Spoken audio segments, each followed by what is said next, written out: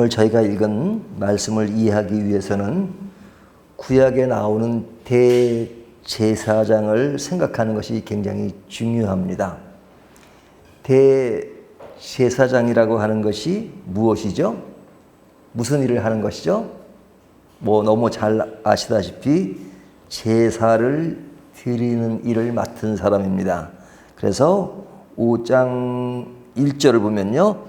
대제사장마다 사람 가운데 택한 자이므로 하나님께 속한 일에 사람을 위하여 예물과 속죄하는 제사를 드리게 하나니. 대제사장은 제사를 드리는 일을 한다 이렇게 말하죠. 이 제사라고 하는 것은 인간의 죄를 속죄하는 거잖아요. 그 일을 대제사장이 한다 하는 것이죠. 그런 것이 또한 하나님께 예배하는 일이기도 하죠. 그런데 이 대제사장은 사람이잖아요. 사람이기 때문에 죄인이라는 거예요. 죄인이기 때문에 제사를 드릴 때 자기를 위한 제사를 먼저 드려요. 똑같은 죄이니까. 제사 드리러 오는 사람이 이 동물을 가져오잖아요. 그러면 동물에게 그 사람의 죄를 전가시켜요. 원래 죄인은 죽어야 되니까, 사람이 죽을 수 없으니까 그 죄를 누구에게 전가시키면 동물에게 전가시키고 동물을 죽이는 거잖아요. 이것이 제사의 원리예요. 근데 그렇게 제사를 드리는 제사장도 죄인이기 때문에 먼저 백성을 위한 제사를 드리기 전에 자신을 위한 제사를 먼저 드립니다. 5장 3절을 보면요. 그러므로 백성을 위하여 속죄제를 드린과 같이 또한 자신을 위하여도 드리는 것이 마땅하니라. 그래서 레위기 9장에 보면 그런 것이 잘 나타나 있죠. 근데 이 제사장은 아무나 할 수 있는 게 아닙니다. 누구나 하고 싶어서 하는 것이 아니라 특별한 사람들에게 부여하는 것인데, 그 특별한 사람이 누구냐면 4절을 보면 이 존귀는 아무도 스스로 취하지 못하고 오직 아론과 같이 하나님의 부르심을 받은 자라야 할 것이니라. 아론의 자손들만이 이 제사를 담당하도록 하나님께서 부여한 겁니다. 그러니까 누구나 하고 싶어서 할 수 있는 것이 아니에요. 그렇기 때문에 이스라엘 사람들에게는 이 대제사장, 또 제사장에 대한 인식이 굉장히 컸죠. 히브리서 나오는 그 이스라엘 백성들이 사람에 대한 것, 또 어떤 존재에 대해서, 어떤 그 일에 대해서 굉장히 크게 생각하는 것이 굉장히 많았습니다. 그것이 뭐였죠? 제일 처음에 우리가 다룬 천사에 대해서. 천사는 굉장히 큰 존재. 그 다음에 그들에게 모세라는 존재는 굉장히 큰 존재죠. 그들에게 안식이라고 하는 것은 또 큰 일이었단 말이에요. 그러니까 이스라엘 백성들이 가장 크게 생각했던 그것들을 다 끄집어내어서 예수님이 그것보다도 크다 하는 것을 이야기하는 거잖아요. 근데 대제사장에 대해서 엄청난 큰 존재였죠. 그거는 아무나 하는 것이 아니고 아론의 자손에게 특별히 부여된 그 사람이었다, 이렇게 말하고 있죠. 그런 상황 속에서 예수님은 어떤 분이신가? 4장 14절을 보면요. 그러므로 우리에게 큰 대제사장이 계시니. 자, 예수님을 뭐라고 말하죠? 큰 대제사장. 이 큰 자를 강조하고 있는 것은 대제사장과 차별을 두는 거죠. 이 대자도 큰 거잖아요. 거기다가 큰 대제사장. 제가 옛날에 도남동에 살 때 거기 어느 교회 갔었는데, 그 교회가 제가 방송이 되니까 그 교회 이름을 좀 거론하긴 그런데, 무슨 A라는 교회였으면 가장 큰 대교회 이렇게 써요. 교회를. 근데 그 교회가 굉장히 작아요. 근데 이름은 그렇게 커요. 근데 여기 보면 대제사장인데 큰 대제사장. 이것은 인간 대제사장과 차별을 두고 있는 것이죠. 그 차별이 뭐냐? 다시 14절을 보면요. 우리에게 큰 대제사장이 계시니 승천하시니. 자, 그분은 누구세요? 예수님인데 승천하신 분. 예, 승천하신 분이 예수님 외에는 없잖아요. 그 성경에 나오는 인물들이 가끔 있긴 하지만요. 그 다음에 하나님의 아들이다 이렇게 말하죠. 승천하시니 곧 하나님의 아들 예수시라 그러죠. 예수님을 분명히 하고 그분은 하나님의 아들이다 이렇게 말합니다. 그리고 결정적인 것이 15절 우리에게 있는 대제사장은 우리의 연약함을 동정하시지 못하실 리가 아니요 모든 일에 우리와 똑같이 시험을 받은 이로다 죄는 없으시니라. 죄가 없으신 분이에요. 그러니까 죄가 없고 승천하시고 하나님의 아들 그분을 우리는 예수님이라고 하죠. 그 예수님은 큰 대제사장입니다. 그러니까 예수님은 일반 대제사장과 다른 것이 뭐냐면 일반 대제사장은 죄인이기 때문에 자신을 위한 제사를 먼저 드려야 돼요. 하지만 예수님은 자신을 위한 제사를 드릴 필요가 없어요. 왜? 죄인이 아니시기 때문에.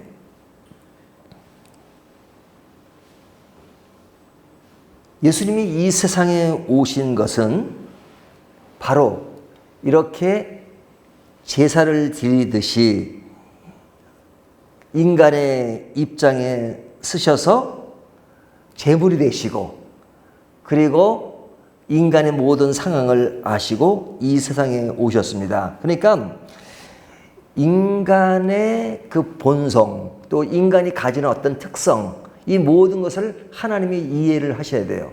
그리고 하나님이 그것을 이해하시기 때문에 그의 아들 예수 그리스도를 인간으로 보내신 거죠. 그러니까 하나님이 인간이 되셨다는 것은 이건 엄청난 사건입니다.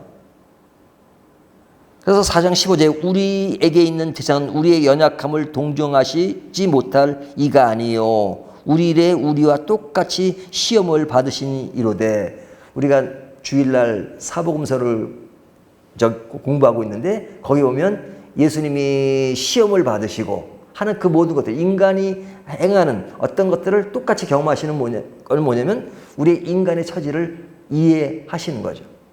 그 인간의 입장에서 죄인이 아니시지만 죄인의 입장에 서셔서 우리를 구원하시는 그 예수님을 강조하고 있잖아요. 그러니까 하나님이 인간이 되셔서 우리의 죄를 담당하시고 우리를 구원하신 사건은 엄청난 사건이죠. 엄청난 사건이죠. 그래서 예수님을 큰 대제사장이라고 하는 것은 단순히 어떤 크다 하는 것에 그 강조점을 두는 것이 아닙니다. 그 예수님은 우리를 위하여 죄를 사하러 오셨는데 그분은 이스라엘 백성들이 최고로 생각하는 어떤 것보다 크시다는 것을 강조하는 거죠. 천사보다 크시고 모세보다 크시고 그들이 아주 크게 생각하는 대제사장보다 크시고 안식보다 크신 분이다 하는 것을 강조하는 겁니다. 이 구조가 그 고린도전서 13장을 보면 그 고린도 교회의 사람들이 최고로 염원하는 것이 있었죠. 그들은 무엇만 하면 신앙의 최고점에 이르다고 생각하는 것이 뭐냐면 방언을 하면 또 예언을 하면 신앙의 아주 최고점에 도달했다고 생각합니다. 근데 바울이 뭐라 그래요? 너희가 방언은 한다 할지라도 너희가 예언을 한다 할지라도 사랑이 없으면 아무것도 아니다. 그러니까 사랑을 강조하기 위해서 그들이 최고로 생각하는 것을 끄집어낸 거예요. 마찬가지로 히브리서에도 마찬가지요. 이스라엘 백성들이 최고로 생각하는 것, 모세나 대제사장이나 천사나 이런 것들을 끄집어내서 예수님은 그것과도 비교할 수 없는 최고의 분이다. 그래서 큰 대제사장이라고 하는 겁니다. 물리적으로 그들 중에서 제일 높은 분의 그 정도가 아니라 아주 크신 분이다 이렇게 말합니다. 그러니까 그분이 오셔서 우리 죄를 사하시는 그분이기 때문에 우리는 어떻게 해야 되느냐. 4장 16절을 보면요. 그러므로 우리는 긍휼하심을 받고 때를 따라 돕는 은혜를 얻기 위하여 은혜의 보좌 앞에 담대히 나아갈 것이니라. 우리는 이제 주님 앞에 담대히 나가야 된다. 그 은혜의 보좌 앞에 담대히 나가야 된다. 이렇게 말씀하시는 거죠. 그분이 그렇게 크신 분이기 때문에. 이 일을 위해서 예수님은 무엇을 하셨는가? 첫 번째는요. 시편 2편의 내용을 응용하고 있는데요. 5장 5절을 보면 이렇게 말씀하고 있죠. 또한 이와 같이 그리스도께서 대제사장이 되심도 스스로 영광을 취하심이 아니요 오직 말씀하신 이가 그에게 이르되 너는 내 아들이니 내가 오늘 너를 낳았다 하셨고, 여기 오늘 너를 낳았다 하신 이 말씀이 시편 2편에 나온 내용이잖아요. 그러니까 하나님이 이제 예수님을 이 땅에 보내셨는데, 그때 그 하나님을 보내신 것은 정말로 굉장히 큰 사건이다 하는 것을 이야기하는 거죠. 그러니까 하나님이 예수님을 이 땅에 보내서 우리를 구원하시는 그 일을 담당하게 하신 것, 굉장히 큰 일이죠. 실제로 하나님이 구원을 이루시기 위해서 예수님을 보냈다는 거죠. 또한 5장 7절을 보면요, 그는 육체에 계실 때 자기를 죽음에서 능히 구원하실 이에게 심한 통곡과 눈물로 간구와 소원을 올렸고, 우리가 겟세마네 기도를 기억하잖아요. 거기 보면 예수님이 간절하게 기도하는 내용들, 물론 제자들은 다 잠을 자고 그러죠. 할 수만 있다면 이 잔을 피하게 해주십시오라는 어떤 그 십자가의 어려움을 이야기하잖아요. 예수님이 실제로 고통이 진짜 뭐 힘들고, 물론 힘든 거죠. 근데 그 힘든다는 것은 인간적으로 힘든 거예요. 인간이기 때문에. 그러니까 예수님은 하나님이신데 하나님이 인간이 되셔서 인간이 당하는 고통과 괴로움, 그것을 그대로 안고 그리고 말씀하시는 거잖아. 그러니까 인간적인 고통이 얼마나 크다는 거 상상을 해보십시오. 십자가에 그냥 못 박힌다는 것이 막 생살에다가 못을 받고, 근데 이 고통을 인간의 입장에서 이야기하시는 거예요. 왜? 그 십자가라고 하는 것은 우리는 예수님이 나를 위하여 십자가를 지셨다라는 정도 생각하지만 그 십자가에 누가 박혀야 되는 겁니까? 우리가. 더 구체적으로 하면 내가 그 자리에 있어야 되는 거잖아요. 죄인이니까. 근데 내가 아니라 예수님이 그 자리에 계신 거잖아요. 근데 그 자리에 계실 때 예수님이 우리를 대신하니까 그냥 우리는 별개고 예수님만 그런 고통을 당하신다, 그게 아니라 예수님이 우리의 입장이 되시는 거예요. 우리가 아주 고통스러워하고 괴로워하는 그 모든 절규, 그것을 예수님이 하시는 거예요. 누구를 위해서? 나를 위해서. 근데 내 입장을 예수님이 담당하시는 거죠. 그런 기도를 예수님이 친히 하시는 거예요. 이런 고난을 순종하심으로 자기에게 순종한 자에게 구원을 주신다, 이렇게 말씀하시죠. 5장 9절을 보면 온전하게 되셨은즉 자기에게 순종하는 모든 자에게 영원한 구원의 근원이 되시고, 그래서 예수님이 그런 하나님께서 그런 구원의 계획을 하시는 것에 대해서 예수님이 순종하셨다, 고난을 담당하셨다, 그런 이야기를 하시는 거죠. 그러니까 하나님이 우리를 구원하기 위해서 엄청난 대가를 지불하신 거죠. 우리는 구원의 문제를 너무 간단하게 생각해요. 왜 간단하게 생각하냐? 은혜라는 것을 너무 강조하기 때문에. 은혜라는 것을 강조하는 너무 당연한 것입니다. 하나님이 우리를 구원할 때 얼마를 받고 주신 게 아니고 어떤 대가를 받고 주신 것이 아니라 그냥 주신 거잖아요. 그냥 주셨다는 차원에서 은혜라는 거예요. 근데 우리는 거저 받았으니까 쉽게 생각할 수 있지만 하나님은 그것을 거저로 주시기 위해서 엄청난 대가를 지불하셨다는 거죠. 어떤 사람이 그의 아들에게 재산을 물려줬는데 그 재산을 아들은 받으니까, 너무 쉽게 받으니까 그 재산의 가치를 모르지만 그 아빠는 그 재산을 모으기 위해서 엄청나게 고생하며 평생을 보냈다 그러면 그 재산이 결코 가벼운 게 아니잖아요. 그래서 우리는 은혜라는 것을 생각할 때 그 은혜의 주체가 되시는 예수님을 생각해야 되죠. 하나님이 엄청나게 대가를 지불하셨다. 그 대가 중에 가장 큰 것은 하나님이 인간이 되신 것입니다. 빌리 그라함 목사는 그런 예를 들었는데, 인간이 된 것을 사람들이 이해를 못하니까 어떤 사람이 지나가는 개미를 보고 너무 좋아하는데 밟아서 죽였어요. 그러니까 너무 미안하잖아요. 그래, 개미야 미안하다 그러면 못 알아듣는다 이거죠. 알아듣게 하려면 그 사람이 개미가 돼야 된다. 그 사람이 어떻게 개미가 됩니까? 그러니까 하나님은 가능하신 거죠. 그러니까 하나님이 인간이 되신 거예요. 인간이 되셔야 인간들이 이해를 하니까. 그러니까 이 십자가라고 하는 것, 예수님이 우리를 구원하셨다는 것은 너무나도 너무 큰 것입니다. 근데 이 구원에 대한 문제를 크게 생각해야 되는데 사람들이 쉽게 생각하는 이유는 뭐냐면 죄에 대한 고민과 죄에 대해서 그 결과가 엄청나다는 것을 생각하지 못하기 때문에 그럽니다. 우리의 죄의 삭은 사망이고 그로 인해서 우리는 영원히 죽는다는 것을 생각하는데 그것이 예수 그리스도를 통해서 우리가 새롭게 되었다는 것을 생각하면 구원이라는 것이 엄청나게 큰 것이죠.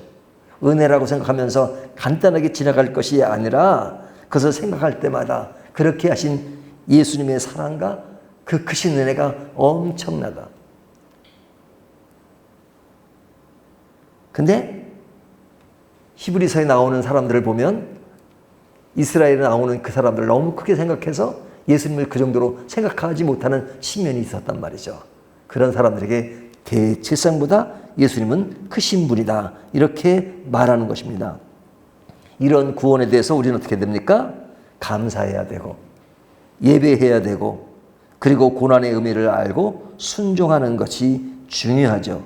제가 얼마나 비참한 것인가를 아는 사람이라면 구원의 가치를 아는 겁니다. 그래서 평생 우리가 주님을 바라며 어떻게 살아야 되는가 하는 것이 딱 그림이 그려지죠.